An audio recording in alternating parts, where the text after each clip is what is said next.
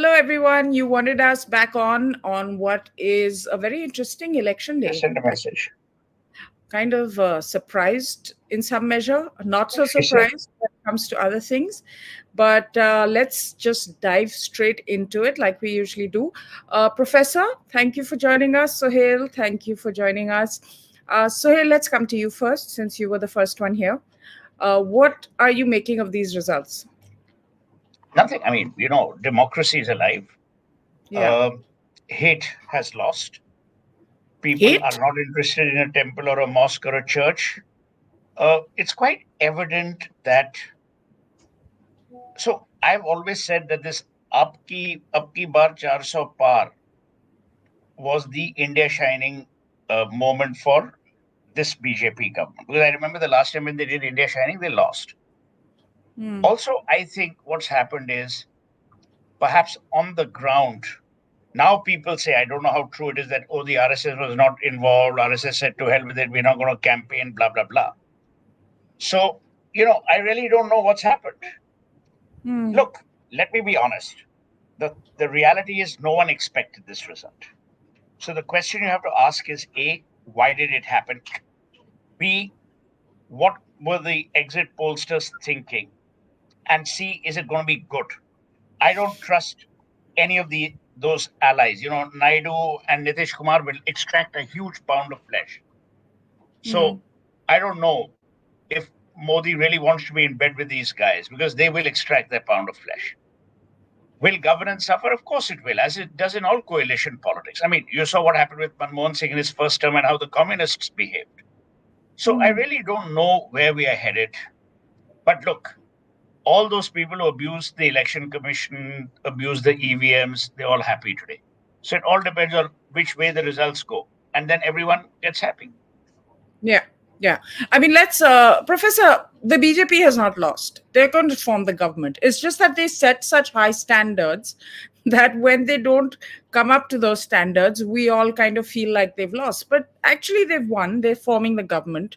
There's no reason to suspect Chandrababu Naidu or Nitish at this point of time. And frankly, I mean, it makes more sense for them to be with the NDA because they get more bang for their seats, so to speak, because in the other alliance, for example, hypothetically, if they were looking to switch, you have Mamta who has more seats individually.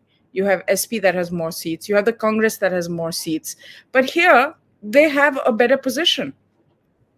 See, I think when it comes to bargaining power, your bargaining power would obviously increase in a coalition which does not have that kind of a dominant party. The BJP is a dominant party in this particular coalition. They are important at the margins. That's one. Mm. The second part, the con part, is the following: that I want this particular government to run properly for 5 years. And while it runs for 5 years, in the long run, I extract what I can from it for the party's benefit or for my state's benefit. Now, if you look at Chandrababu Naidu is not a Lalu Prasad Yadav. He is a person who had a vision of Andhra Pradesh. And if today the IT revolution spread its wings from Bangalore to Andhra Pradesh, it is because of Chandrababu Naidu. Hyderabad, it is today what it is today because of Chandrababu Naidu, and this is people who are anti Chandrababu Naidu have attested to this. So, whatever Chandrababu Naidu does, I believe, will be based on what he can extract from a particular government. And a government that is able to raise the maximum revenues is obviously the one who can basically help him in this particular regard. But again, I think we are getting ahead of ourselves. This was a pre-coalition, pre-election coalition. I don't expect this particular thing to break. And even if it does, remember, if Chandrababu on his own leaves, then YSR can come in and the BJP would still, the NDA would still be in a majority.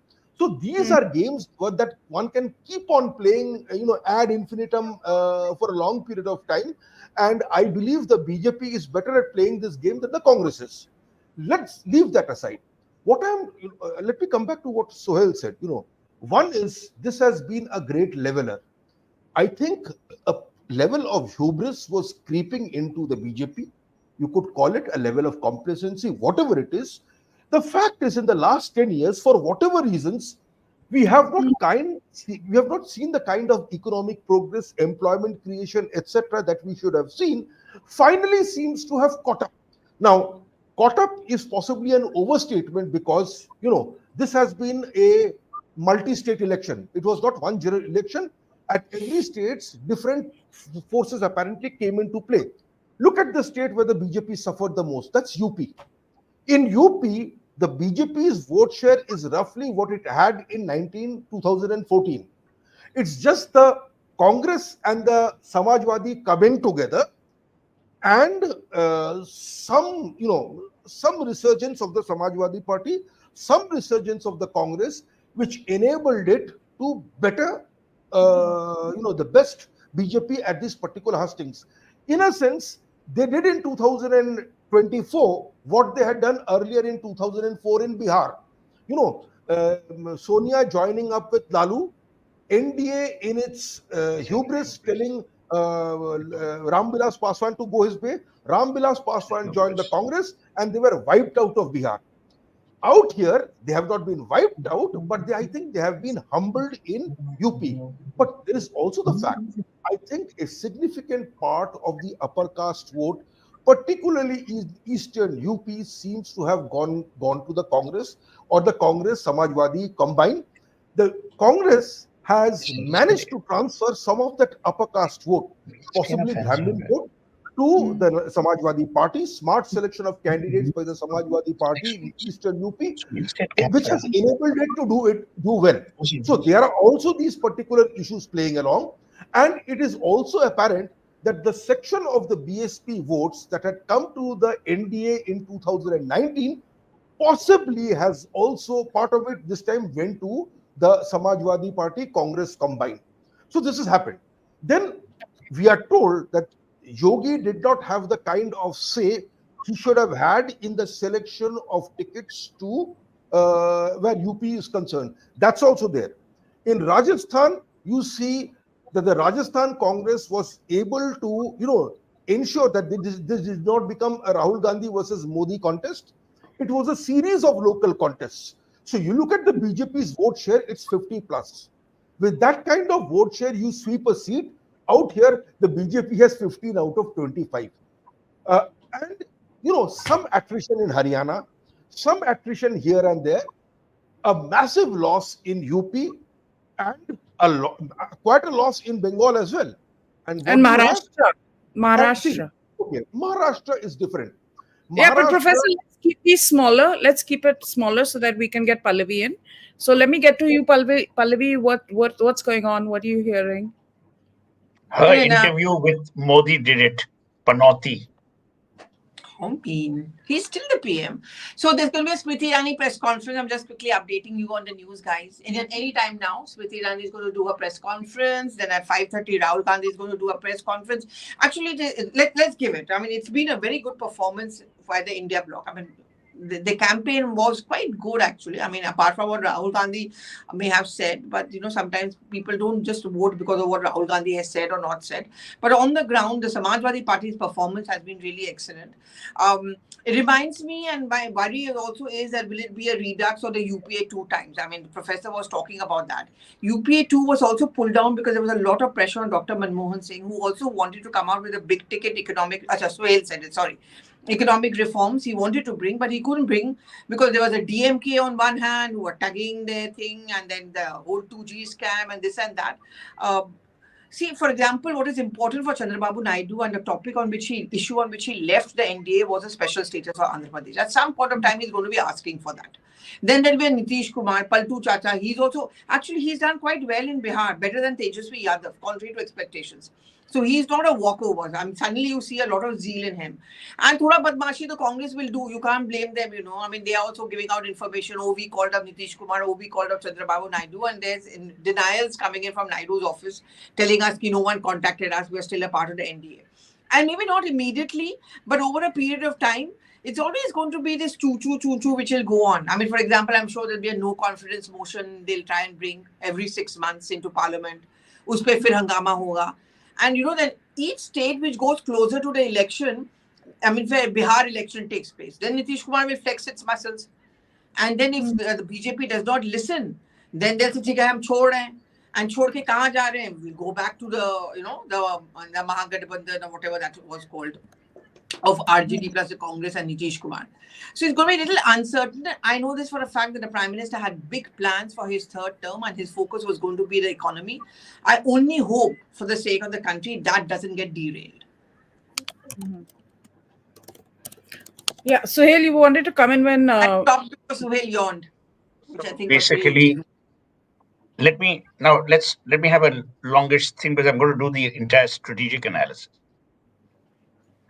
Dipankar is absolutely right.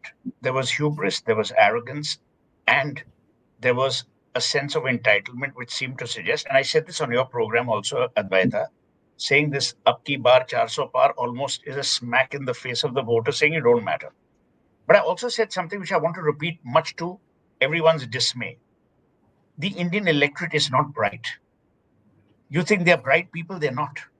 Because if they were bright, they wouldn't have voted in the manner that they have. Now let's understand and go step by step. According to people, I may be wrong, Pallavi, and I'm saying this with great respect for her. Everyone tells me that the conditions in Uttar Pradesh had improved from a law and order perspective, from a business development perspective, from people going out, blah, blah, blah. You tell me, why did then the BJP lose so many seats in Uttar Pradesh? They could have lost it because the Muslim community voted en bloc. Didn't they know that this would happen? So therefore, they were not strategically prepared. Number two, people tell me that Yogi Adityanath gave us a list of candidates who he thought were winning candidates. That list was shot down by number one and number two. I don't know if that's true. If that's true, then fine. True. Very good. Number three, for JP Nadda to say to hell with the RSS. Correct. Why? Hang on. When you go to war, your smallest strategic ammunition bit counts. Yeah. So this level of arrogance that we will win on the strength of just one thing was wrong.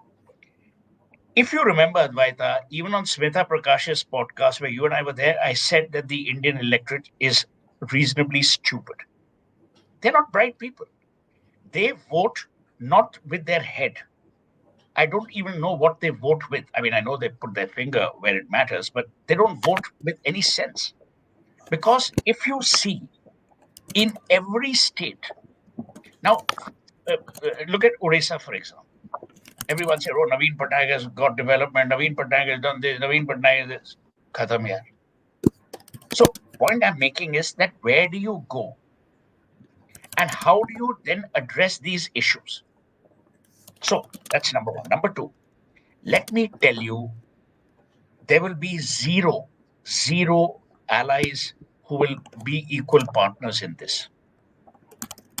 Modi is not the kind of person who likes equals. It's Modi or no one else.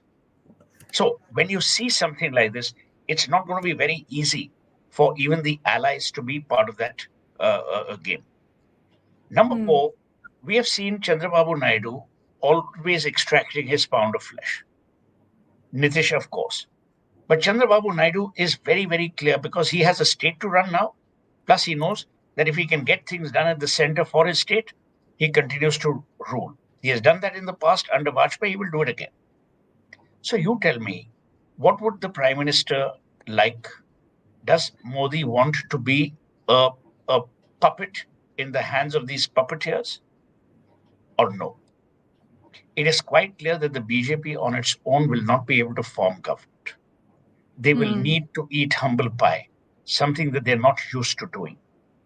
So you have to induce behavioral change in the BJP, which I think is going to be difficult. You know, Professor, I said this anecdotally, and about Gurgaon, for example, where in 2014 and 19, we had BJP workers come to door, you know, and give you voting slips and be very engaged in the process. This time around, I tweeted on the 23rd that the Congress was far more active, and the BJP was not to be seen anywhere. And Raj Babbar actually is doing very well, but of course Indrajit has taken over the BJP candidate. But it shouldn't have been this tight. You know, this was a seat where you had a very strong BJP candidate. But you see, that's not just true for Gurgaon, it's also true for Bombay. What did Ratan Sharda say? Ratan Sharda, when his constituency found out that there were no workers out there. So this has been a problem. Look, in 2014, Amit Shah was not the formal president, but he had taken charge. He was the campaign manager, the campaign in charge. In 2019, by 2019, he was the head of the Bharatiya Janata Party, and he runs a tight ship. It is clear that under JP Nadda, things in a sense have since slipped somewhat. I think I saw this in Jammu and Kashmir as well. There has been a slippage. Okay, so something has to be done where the organization is concerned. Now, one thing is the following, as I said, hubris is a great part of it. There's a prime minister who wins elections for me anyway. So, we don't have to tune up the organization. That is wrong. You have to keep on talking to your workers all the time. Your workers are the one who basically win you elections. You have to be in close contact all the time, prep them up from time to time. That I think is possibly not happening to the extent as it should be. And that showed up in the poll preparations. Okay, but that's one part. Now let's come to the other part. Look, the fact is, I think to a great extent, at least in UP, I think this has to be analyzed. Emotionalism also takes over. I remember in 1998, I think, Amethi was lost to the Congress. The BJP won it. And you had the daughter coming over and making this emotional plea in 99. No, this has to come back. And it came back. Here also, she parked there for this entire duration of the campaign. And that's work. It's true. You also see a recension of the BJP vote from its high of 49% to 42%. In 2004, Smriti lost by 1 lakh votes. This time she lost by 1.5 lakh votes. Okay, it's part of that particular recension, no doubt about it. But you see, the other part of it also is the following. When it comes to coalitions, I think when this coalition is concerned, Modi is the kind of a guy who will basically set up the terms from the beginning itself. If agreement is arrived at, he will keep to his part of the agreement, number one. If the TDP and the JDU try to renege on that agreement, then there will be a problem. So I think all the wheeling, dealing, the bribes, so to speak, will be worked out in the very beginning, in the beginning of the term itself. If they try to do something in the middle of the term, I think BJP will also try to do something similar. And let us not rule out the BJP's ability to do to Chandrababu Naidu what Chandrababu Naidu can do to the BJP. Let's not rule that out. You are not, the BJP organization are not babes in the woods. They know how to break organizations. We've seen that before. No, they do. They do know. They do know realpolitik. I mean, there's no issue with that. But the thing was that this really should have been a more comfortable win. And I'm repeating here, the BJP has won. They will form the government. All of that is in the bag. The reason why we're analyzing this threadbare as we are is because people expected more, and that didn't happen. No, people's expectations, I think, are reasonable. What do people expect? A better life? They expect more employment opportunities, higher incomes, and so on and so forth. Yes, in the second term, the BJP we basically experienced COVID. And what COVID did, as COVID was bound to do in any country, was to make people suffer. Given that fact that COVID occurred, I would argue our COVID management at the national level was very, very good. But people are hurt, you see. And when people are hurt and they find that, lives are not getting better, they react accordingly. No, let us face it. The reaction I'm glad, Professor, I'm glad you brought that up, because there's one little factoid.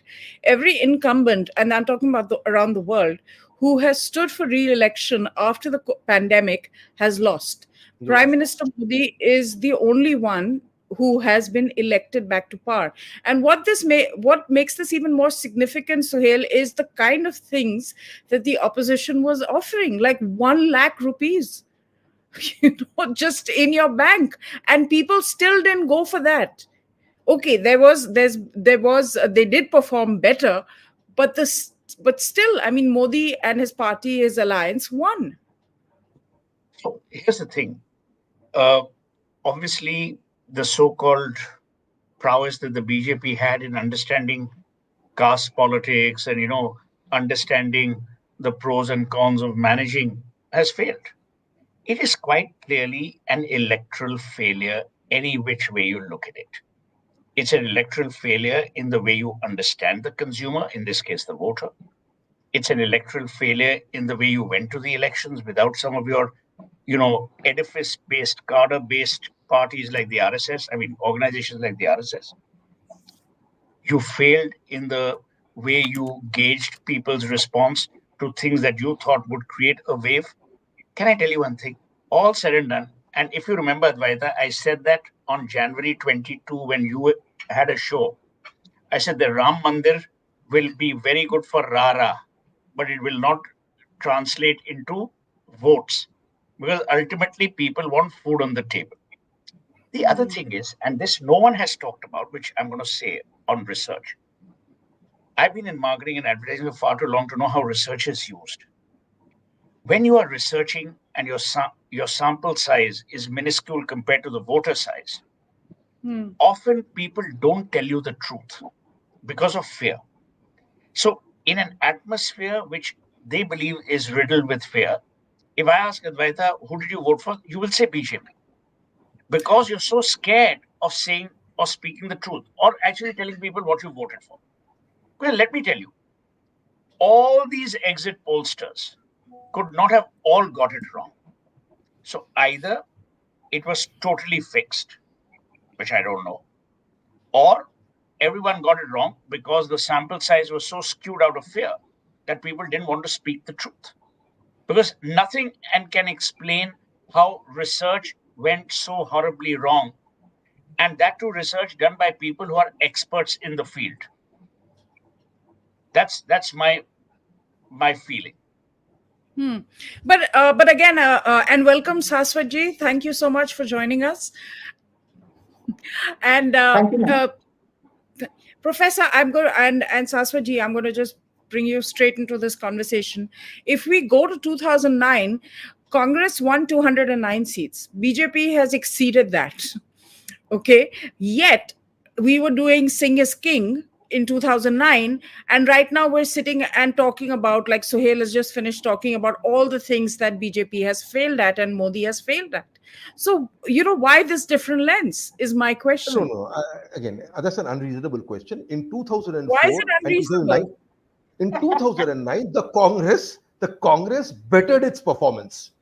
It was in the 140, 148, it crossed 200. But let's talk numbers, right? Right, we're talking numbers. And let's talk third term also. Third term. Not the second term. The Congress improved its performance. You see, the BJP from 303 is coming down to 240. The Congress went from 148 to 206. And in this election, the Congress from 50 has gone to 102. And the BJP basically from 138 odd, it came down. Now, look, the other part of it is also the following, that the Prime Minister, by talking about 400 and 370, he basically confused the opposition entirely. So everybody's looking at the fact whether the BJP and the Congress are NDA is getting 400 or 370, when in fact 272 is the mark, which was exactly what Prashant Kishore said, that he's confused you. And whereas such was the confusion, the Congress thinks that if it crosses 100, it has won. In fact, the Congress, if you look at Supriya Shinath's interviews, they think that they have won. Even if they get 240, they think they have won. So this is a mental trick that the Prime Minister played on them, we are not able to get out of. But in 2009, the Congress improved dramatically and the BJP lost dramatically. Remember that. I don't think that I don't agree with you on that, and we can keep arguing over those semantics, because this is also a third term prime minister going into the election. So I mean, when you even calibrate inflation, I don't see how you can't calibrate seats gain and loss based on going into third term. So I just has won. India has won. I have a limited point. Why are we discussing this as if the BJP has lost? But here's one place where they've won, which is Odisha. Saswatji, thank you so much for joining with us. We'd love to get some perspective from Please you on. introduce Shastraji to us. We're not as privileged as you are. Just introduce Shastraji to us and to the people. Audience, yeah. Saswatji is from the media. He's in Odisha. He's traveled widely in the state. Very experienced, and he's going to give us some insight. Please go ahead. It's all yours. And ma'am, as a journalist, I follow politics, and even I worked as an editor of a Odia news channel also, and I have followed both national politics and regional politics as well. And Odisha is my state. I basically come from Odisha. So before starting, before going into Odisha politics or giving my perspective, just let me add one or 2 points as far as the national scene is concerned. Every election is different, and so is this 2024 election. And I think in this general election, BJP broadly focused on the policies and other things, the national scenario. Maybe it had neglected states like crucial states like Uttar Pradesh, Madhya Pradesh, because BJP, the party, I was a national BJP reporter also, I have covered the party very well. So somehow, like this is my feeling, BJP organization somehow, in this particular election, the Uttar Pradesh as a state, Madhya Pradesh as, not Madhya Pradesh, Maharashtra as a state, these two states, somehow these two states were somehow neglected. Having said that, neglected, I'm saying, while the BJP strategized things, somehow like what are the issues which will click in this election, somehow the party couldn't touch the pulse of the people. And maybe there are other factors which might have worked against the party, some caste factors, Muslim factors, and once there would be a threadbare analysis, these things would come in. As far as Odisha is concerned, for the last 2 elections, there was a Modi wave, but in Odisha, Modi wave was trying to enter the state, but it was not. It somehow the Modi wave was not touching the state. So that was kind of an interesting scenario. But this time, what happened? After 24 years of Navin Patnaik rule, there was a lot of corruption. There was an anti-incumbency against Chief Minister Navin Patnaik. People in Odisha for the last in the last 3 elections, like somehow the people used to like him. But in the last 5 years or last 10 years, I would say, there were a lot of scams, lot of corruptions, and a lot of mismanagement, lot of malgovernance, and the political people, they were not taking calls in the state.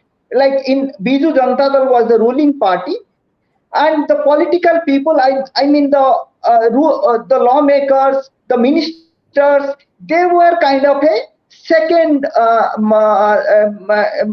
They were kind of a, like, they were not calling shots. Who used to call shots was a couple of bureaucrats, and they were very privileged kind of bureaucrats. Well, somebody in the name of B. Karthikeyan Pandyan. Basically, he was the personal secretary to Chief Minister. Basically, he was a joint secretary level officer in central government. If I compare, but there were several other officers in terms of seniority than B.K. Pandyan. But B.K. Pandyan used to supersede everyone. He used to supersede the chief secretary. He used to supersede the development commissioner. Then he was kind of a like he was calling the shots in Odisha. And number And he two was recently, Sasaji, he recently yeah. also joined the BJD. And Suhel, I'll bring He in Suhel also. recently joined. He recently joined. Later on, he joined the BJD. Before joining the BJD as a bureaucrat, he traveled extensively the state in helicopter, and several crores he spent from the state exchequer, and that was precisely the reason the chief minister was absent on the ground, and a mid-level bureaucrat was calling the shots. Then he resigned from the government and he joined the Biju Janata Dal, and he was the key campaign manager of the Biju Janata Dal. So there was a kind of strong anti-incumbency against Navin Patnaik government, and thanks to this B.K. Pandian, he multiplied the anti-incumbency against the Navin Patnaik government. Number one. Number two was, as I started by saying, Modi wave was trying to enter Odisha in the last two elections, but somehow it couldn't. But in this election, there was a massive Modi wave. So it was a double-edged sword for the Biju Janata Dal. One, it was Modi wave. Number two, it was anti-incumbency. It was anti-incumbency coupled by the hate factor against Pandya, the former bureaucrat. Sasaji, I'm going to bring in Suhel now. Thank you so much for that, Suhel. Navin Patnaik, it really is an end of an era, because he has been a widely popular chief minister in the state of Odisha, has been very conciliatory when it comes to interactions with the center. How do you view this loss? Let me be brutal about Navin Patnaik, as I've always been about him. He is a Lutyens product. He's more at home with Godo than with anything else. It's a mineral-rich state, and yet the people have been languishing in poverty. No development has been done by him. He continues to win term after term, which is again shocking. When I say about the Indian electorate, I also refer to what's happening in Odisha and West Bengal. Both these states have enormous potential, but that potential has been denied to the people who inhabit that state. Now, as Shashwat said, you tell me, and let Shashwat say. Shashwat is talking about Pandian. Pandian is a recent phenomenon. I don't know if Shashwat remembers, there was Pyare Mohan Mahapatra, whatever his name was. At one point in time, they had accused him of engineering a coup when Navin was in London. These people have not done any development. That is why I feel sad, actually, for Modi. Modi, as a 3-term chief minister, as a 2-term prime minister, ensured that there was development on the ground, whether it was infrastructure, whether it was digitization, whatever. Someone told me yesterday, and I will quote, there's a general called Yuvraj Narayan. He is the CEO of DP World, which is one of the biggest port operators in the world. And what he says, you're going in for results tomorrow, and I hope Mr. Modi wins. So I said, what do you mean? He says, at least there is stability and there is consistency of policy. Now, if you cut to Orissa and actually imagine what happened in Orissa and what has continued to happen, you will see that there's been problems. In terms of the development index, Orissa has performed poorly. In terms of impoverishment, it has performed admirably. I mean, it's a sad, ironic thing to say. So I'm saying that Navin Patnaik was never a performer. He used to win elections because there was also a residual empathy, sympathy, affection for the late Biju Patnaik. That is kind of washed away. And go back into last elections, in the Puri elections, Sambit Patra lost the Puri elections by a hairline margin. So the chickens are coming home to roost in Orissa. What I'm quite surprised about, and actually not, is Bengal. Because I've always said that Mamta is a fighter and Mamta is a grassroots person. But, I don't know what the people of Bengal want. Do they want continuous appeasement at the cost of development? Well, so be it. So it's a Pickwick situation as to what's happening. Professor, please. Let's be fair to Navin Patnaik. You see, when we were in school, we were told that the poorest state in India is Odisha. That is no longer the case. Today, Odisha's per capita income is higher than Bengal, and the revenues that is generated per person given its population is much higher than Bengal. Every cyclone, Odisha would be in a mess. Under Naveen's time, he increased state capacity to the level where you have cyclones, but if you look at the number of deaths that Odisha has compared to the deaths Bengal had when a cyclone, this I forget the name of the cyclone, when it made landfall, it's a different state altogether. Yes, the state has not risen as fast as it should have, That's what I given meant. its mineral wealth, no doubt about it. But to say Odisha has remained poor exactly where it was when we were at school is not entirely correct. And I think that particular expectations grow, and Naveen has been caught up by these high expectations as well as his own failures. That's one part.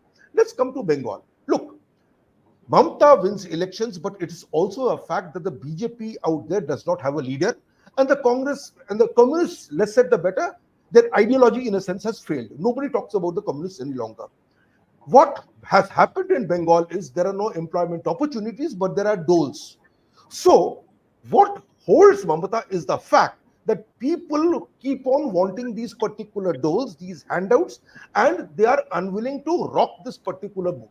Number one. Number two, as I said, the Bharatiya Janata Party does not have a local leader. Look, in Assam, the BJP has a leader in Himanta Biswa Sharma, who is able to ask certain questions that in a manner where people understand them and people respond accordingly. In West Bengal, unfortunately, that charismatic leader does not exist. You cannot expect Narendra Modi to win your elections all the time.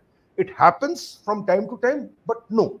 And remember, after 2019, the violence that was visited upon by the BJP workers has still affected the organization. They thought they would be able to make a comeback. Clearly, that has not been the case. And they said they were able to only manage 70% of the booths. It's a problem. And there's an attitude problem in Bengal. You see, uh, at least in metropolitan, the presidency part of Calcutta and South Bengal, which has say, 30 to 40% of the seats, people are pretentious. The same lot will go to other states, UP, they will go to Bangalore, they will go to BJP ruled states, they will go to the United States to earn a living, and yet they will curse the very state and the leadership under which they earn the living, and they will say that at one stage they would say the CPM is the best, now they say that Mamata is the best. This is the kind of shamelessness that, in a sense, has never been countered. Who should counter it? The local BJP should counter it. Unfortunately, they have not been able to counter But Okay. Advaita, just to Also, come in very briefly, you know what yeah. this election actually means? In future, political parties will be more worried about appeasement than development. Political parties will pander to the low-hanging fruit rather than take risks for a more secure future. Political parties will tell each other that, look, the people don't give a toss. So let's give them what they want or pretend to give them what they want as long as we get voted. So this 2024, and let me say this, Advaita, democracy in India has won, but governance in India has lost.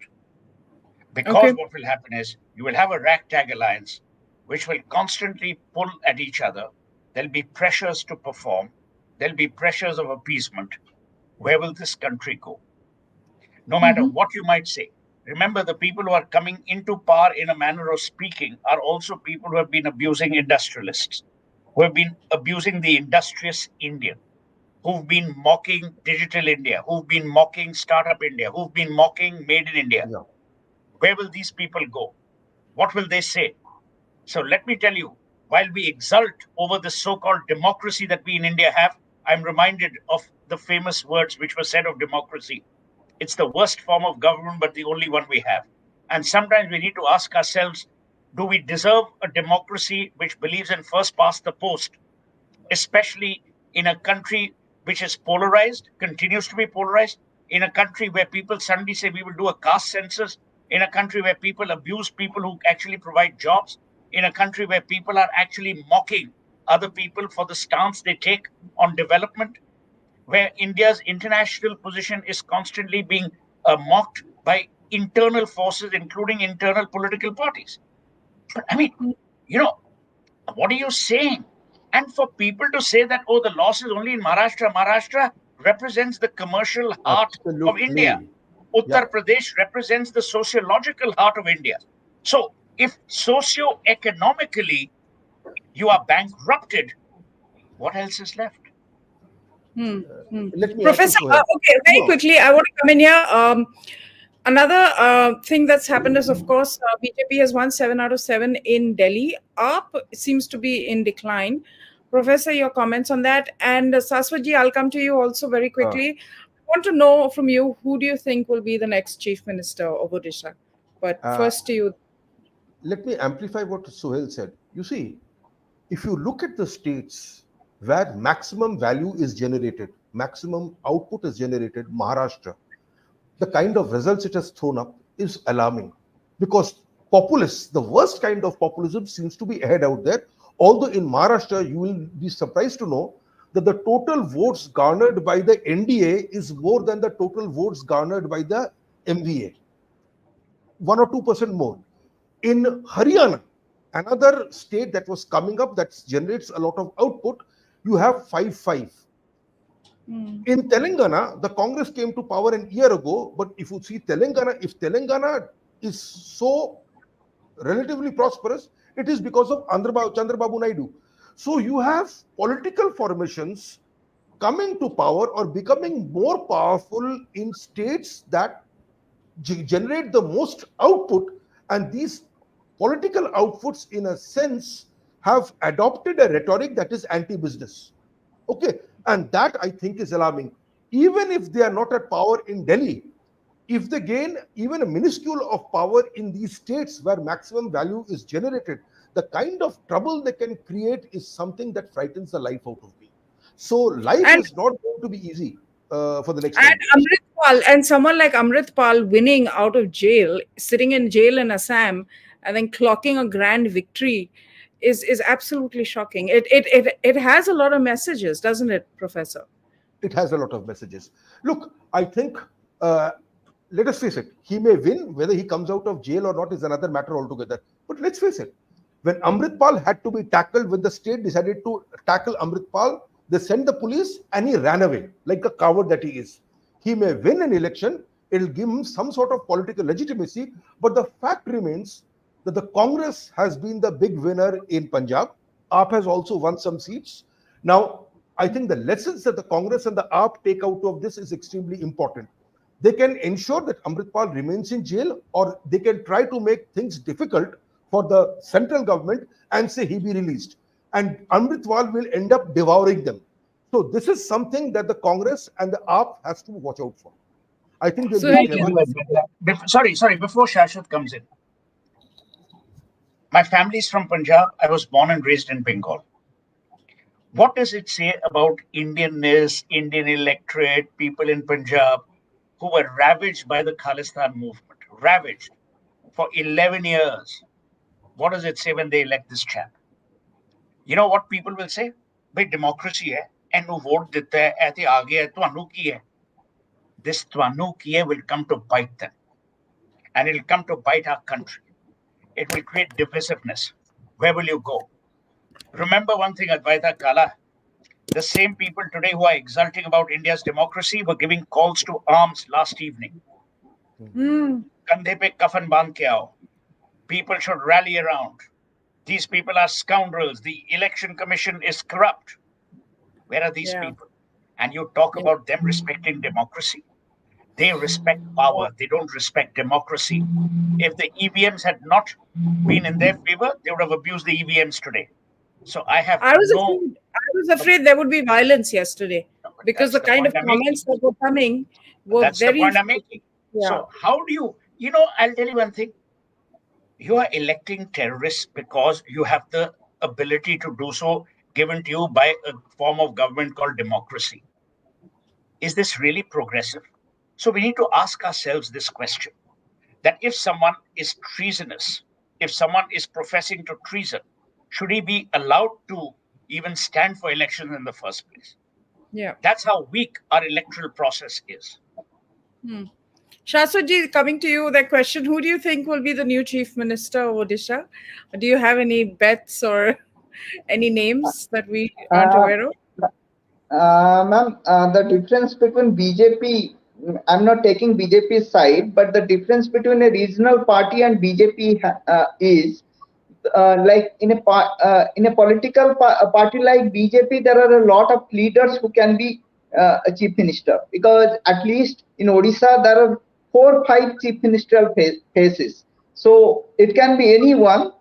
So it is none of my business to predict. So but I think somebody who is an organizational man, who should have a strong RSS backing, because these are the grounds on like usually if we take a look at the profile of other chief ministers of BJP ruled states, and in Odisha, maybe the organization also played an important role, and I think that person must be from the organization. And other than that, Yes. yeah, ma'am. So What do there you are. want? So I think, as Prime Minister has Can said, it be put it in the madam? 10th. I'm on television. Yeah, go ahead, Shashwatji. That's Suhel being Suhel. As Prime Minister has said, the new Chief Minister would be taking oath on 10th. So everything is clear. The date has been said. It is the only state where Prime Minister Modi was driving the campaign. Prime Minister Modi was it was Prime Minister Modi himself who had set the campaign narrative. What was the campaign narrative in Odisha? The campaign narrative was Odia Asmita.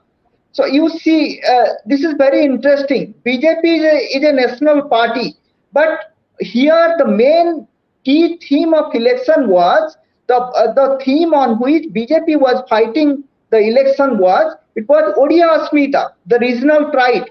BJP, despite being a national party, it raised the issue of Odia pride, because somehow BJP gave the impression, and BJP tried to prove that the regional party over here, the Biju Janata Dal, it has failed to protect the Odia Asmita. And people somehow realized, because in terms of, like, there are so many issues. For example, one is like somebody from a Tamil origin, he was running the government. There are a couple of IAS officers, IPS officers who used to call shots, assisting Pandian. So, and and other than that, even they used to manage election. They used to raise money for the party. And here there are so many things, like Yeah. somehow Prime Minister convinced the audience, convinced the voters. Yes, was able to come in after, like you said earlier, 2 times of, we saw Modi wave, and that time their headlines were, Yeah, Naveen Patnaik resists the Modi wave. But, yeah. Suhel, I want to ask you this question. Omar Abdullah has lost to a candidate, Rashid, engineer Rashid. Actually, professor will be able to tell us a little more about this, who is presently in jail. How big Yeah. of a shocker is this, or was this expected? Look, it's a shock for Umar Abdullah, no doubt about it. Okay. The fact is, Why it is his appears, popularity dipped so much? What do you think look, has happened? let's face this. The NC was very, very popular till it joined hands with the Congress in 1987. Okay. After that, it for a party that represented national pride to join hands with the Congress to rule the state, and what happened subsequently, those long years of militancy, terrorism, etc., took their toll on the National Conference. The National Conference comes back to power in 96, but in 2002, for the first time, Kashmir's elections become bipolar. You have NC on one side and you have the PDP on the other side. So the dominance of the National Conference ended there. The fact remains, you see, all Kashmir's regional parties are seen to be complicit in the state losing its special status. One person who's basically always resisted in that sense, who's in jail. Engineer Rashid is in jail. He is a quasi-separatist right now, and that's one of the reasons why he's in jail. He is seen to be a person that is still holding out. So what happened was, on his own, he could have won, but it appears to me that other regional parties, to bring down Umar Abdullah National Conference, also at the last moment decided to switch support to him. Certainly, Sajjad Lone, who was contesting from the People's Conference, also decided to support Engineer Rashid. Engineer Rashid was always very popular in his own constituency, a constituency called Langit. He was always popular out there. Now, apart from his constituency, there was also a youth wave in favor of him, and other parties also decided to support him. After that happened, it became clear that Umar was not winning this election at all. But let us face it, in the other two seats, Srinagar and Anantnag Rajouri, the National Conference candidates have done very, very well.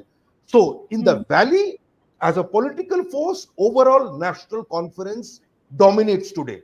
But the kind of domination that you should see during Sheikh Abdullah's time, that's not there anymore.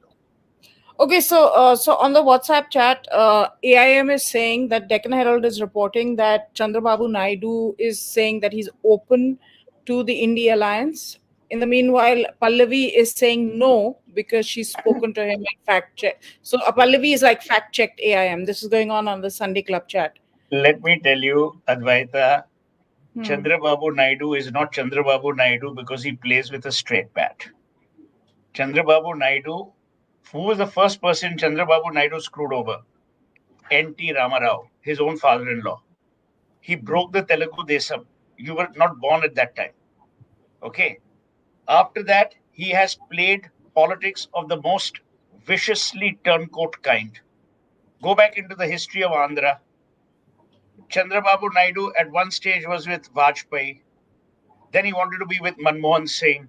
Then he was out in the wilderness. Jagan Reddy locked him up. So please don't assume that Chandrababu Naidu is as pure as the driven snow. He will do what it takes. And by the way, I don't blame him. He is getting a shoe in for prime ministership. And you know what Chandrababu Naidu's famous comment used to be? When asked, what level of control do you want to exert on the central government when you support a government? He says, I never ask for political appointments. I only want the right bureaucrats in place. You know why? Because they get work done. If you remember, when IRDA was formed in India for the first time, the Insurance Regulatory Development Authority, Chandrababu Naidu extracted two things. Number one, the first was a Telugu administrator. Second, Hyderabad was the headquarters of the IRDA, which it has remained till now. So Chandrababu Naidu doesn't operate from a kindergarten point of view. He's too savvy and smart. So to quote, nothing is over until the fat lady sings. So don't imagine that, he's going to be, really all holy and nothing. Hamam mein sab nange hain. You have to see who comes out clothed and who doesn't. Also, this is the time when, hard negotiations are probably going on and agreements are being reached. Professor, go ahead, please. Look, there's a consistency in what Chandrababu Naidu does. That's Chandrababu Naidu himself. In 94, when he actually backstabbed NTR, NTR was basically handing over power to his second wife. He was a widower who had married recently, and that lady was basically exercising control, and therefore he broke that particular party. Now, that I think was a reasonable thing to do. He had the support of most of his MLAs, and in the 94 general elections, 96 general elections, they did actually pretty well. Look, NTR basically soiled his own reputation in 2019. 1 year ago, he had split from the NDA, and in the 2019 elections, he thought it would be a watertight case, and he thought he would win. He started opening negotiations with the UPA partners. As it turned out, he lost terribly. He had egg on his face. He was wiped out from Andhra Pradesh, and NDA won handsomely in 2019. Look, let's face it, he will drive bargains. But at this point in time, I think he knows that if he ditches, then the BJP is quite careful of cobbling alternate alliances. Look, if he ditches alone, YSR will come to the NDA, NDA will still have a majority, and then Chandrababu Gaidu will get absolutely nothing from anybody. So if he takes, see, he will basically think, I think at this point in time, it is in his self-interest to remain with the NDA. Well, we'll see. Time will tell. AIM is holding on to the fact that he has been approached, and DC is reporting it. Deccan Chronicle, of course, is very widely read in the South more than it is in the North. Should have good sources. But like Suhel said, we don't know till we know. And I'm sure we'll be back for multiple chats because there's going to be a lot happening. And I hope all of you will join me again. For those, Shaswaji in particular, I want to thank you for joining us from Odisha.